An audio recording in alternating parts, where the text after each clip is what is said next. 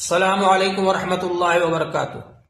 ہر مدرسہ دارالعلوم دیوبند نہیں بن سکتا، نہ ہر مدرسہ ندوۃ العلماء لکھنؤ بن سکتا ہے، نہ ہر مدرسہ مظاہر علوم سہارنپور بن سکتا ہے۔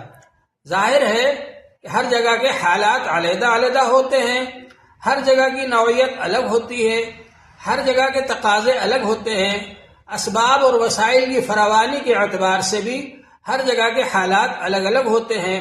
کام کرنے والوں کے اعتبار سے اور کام کرنے والوں کے سامنے جو رکاوٹیں آ رہی ہیں اس کے اعتبار سے بھی حالات الگ الگ ہوتے ہیں۔ کہاں کن حالات میں کون شخص کس طرح سے کام کر رہا ہے ہمیں اس کی قدر کرنا چاہیے۔ کبھی ایسا ہوتا ہے کہ اسباب کی فراوانی کی وجہ سے ایک جگہ کام بہت پھیلا ہوا ہے، لیکن دوسری جگہ پر جو شخص کام کرنا چاہ رہا ہے اس کے لیے رکاوٹیں کھڑی ہو رہی ہیں، اس کی وجہ سے وہ آدمی اتنا کام نہیں کر پا رہا ہے۔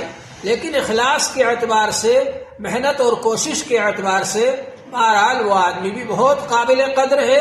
اس لیے ہمارا یہ فرض بنتا ہے کہ ہم ایسی جگہوں پر زیادہ تعاون کریں جہاں پر کہ تعاون کی زیادہ ضرورت ہے۔